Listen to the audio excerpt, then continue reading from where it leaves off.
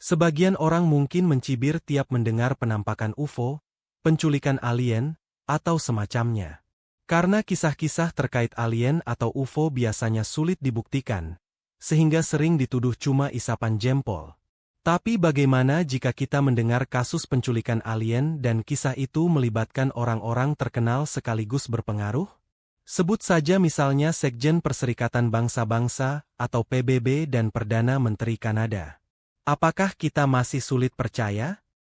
Dari banyak kasus terkait UFO atau alien, sebagian memang terkait dengan tokoh-tokoh terkenal.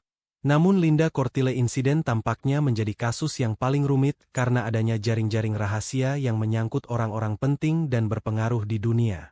Karena itu pula kasus ini diselimuti misteri, meski banyak orang yang jadi saksi. Inilah kisahnya, dan selamat menyelami dunia misteri.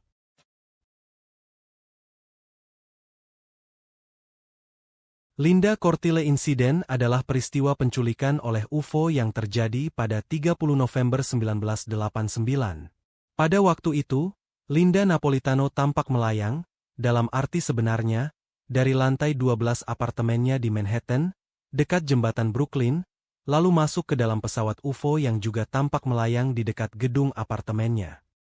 Peristiwa aneh semacam itu tentu sangat mengejutkan, dan itulah kenyataannya.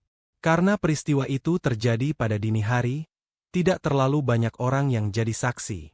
Namun meski begitu, peristiwa aneh itu disaksikan oleh beberapa orang yang kebetulan ada di dekat lokasi apartemen Linda. Bahkan Sekjen PBB waktu itu, Javier Perez de Cuellar, menyaksikan peristiwa itu ketika ia dan rombongannya melewati jembatan Brooklyn. Kasus itu diselidiki oleh Bud Hopkins, seorang peneliti UFO, yang belakangan mengisahkan semuanya dalam buku yang terbit pada 1996, berjudul Witnessed: The True Story of the Brooklyn Bridge Abduction.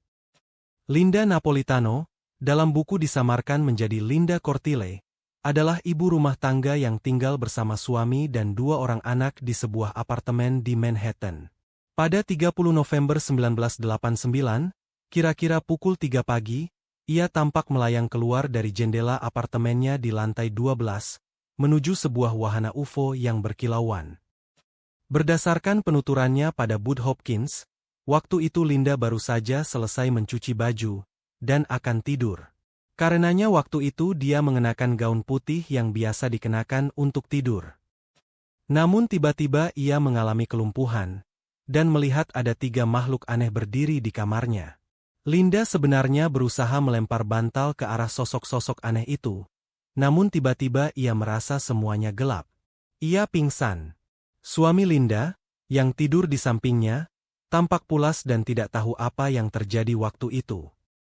Salah satu saksi mata yang melihat peristiwa melayangnya Linda dari apartemen tingkat 12 ke sebuah pesawat UFO adalah Janet Kimball. Waktu itu Janet sedang mengemudi melewati jembatan Brooklyn menuju Manhattan, dalam perjalanan pulang ke wilayah utara New York, setelah menghadiri sebuah pesta malam hari. Di antara saksi-saksi yang telah ditemui Bud Hopkins, yang paling misterius adalah 2 orang pria, yang menyebut diri mereka sebagai Richard serta Dan. Mereka tidak pernah menyebutkan nama lengkap. Ketika Hopkins sedang berusaha mencari para saksi mata yang menyaksikan peristiwa Linda melayang dari apartemennya, datang sebuah surat yang ditandatangani oleh Richard serta Dan. Kepada Hopkins, dalam surat itu, mereka memperkenalkan diri sebagai polisi New York yang melihat peristiwa tersebut dari sebuah mobil yang diparkir di bawah FDR Drive, jalan tol yang berada di sisi timur Manhattan, berhadapan dengan gedung apartemen Linda. Hopkins membalas surat itu, dan meminta agar mereka bisa bertemu. Permintaan Hopkins dipenuhi, dan Richard serta Dan menemui Hopkins di tempat yang disepakati. Ketika mereka bertemu itulah, Richard juga Dan mengaku kalau mereka sebenarnya bukan polisi New York sebagaimana yang mereka katakan dalam surat, tapi pegawai keamanan yang bekerja pada sebuah biro. Mereka tidak menyebutkan nama bironya. Pada dini hari itu mereka sedang mengawal seseorang, yang kemudian diketahui secara luas sebagai Javier Perez de Cuellar, Sekjen PBB waktu itu. Karena pengakuan itu pula, Javier Perez de Cuellar diduga ikut menyaksikan peristiwa aneh saat tubuh Linda melayang dari apartemennya di lantai 12 dan masuk ke sebuah pesawat UFO. Bahkan selain de Cuellar konon ada 2 pejabat Amerika Serikat dan 2 pejabat asing lain di sana, termasuk Perdana Menteri Kanada, Brian Mulroney. Semuanya ada dalam satu rombongan, dan diperkirakan mereka semua menyaksikan peristiwa yang disaksikan Ricard juga dan. Karena menyaksikan hal aneh itu pula, Javier Perez de Cuellar dan para pengawalnya waktu itu terlambat datang ke pangkalan helikopter di Governor's Island, yang waktu itu menjadi salah satu instalasi militer di pelabuhan New York. Kasus ini kian rumit karena diam-diam Ricard serta dan terobsesi dengan Linda. Sejak menyaksikan peristiwa tersebut, mereka kerap meluangkan waktu untuk mengawasi Linda, bahkan pernah menculiknya untuk melakukan interogasi. Mereka curiga kalau Linda sebenarnya alien. Ada semacam perasaan campur aduk yang membingungkan pada Ricard juga dan. Di satu sisi mereka khawatir dengan keselamatan Linda, di sisi lain mereka juga khawatir Linda mungkin saja alien. Perasaan itu pula yang belakangan mendorong mereka sampai menculik Linda, untuk membuktikan bahwa apa yang mereka lihat adalah nyata, bahwa Linda benar-benar manusia. Urusan itu tidak berakhir menyenangkan. Dan, rekan Ricard, belakangan mengalami gangguan jiwa karena sangat terobsesi pada Linda, dan terpaksa dirawat di rumah sakit jiwa. Bud Hopkins mengetahui kenyataan itu setelah semuanya terjadi, dari penuturan Ricard. Selain Ricard serta Dan, Hopkins mendapat saksi lain, yaitu seorang wanita mantan operator telepon dari Putnam County, New York, bernama Janet Kimball. Ia mengatakan bahwa dini hari ketika peristiwa itu terjadi, ia sedang berada di jembatan Brooklyn, mengendarai mobilnya, dan menyaksikan peristiwa itu. Seperti yang lain, ia juga menyaksikan tubuh Linda melayang dari apartemennya dan masuk ke sebuah pesawat UFO. Dengan keberadaan saksi-saksi yang secara jelas menyatakan bahwa mereka menyaksikan peristiwa itu, apakah benar Linda diculik alien? Sampai di sini, Hopkins membentur kebingungan.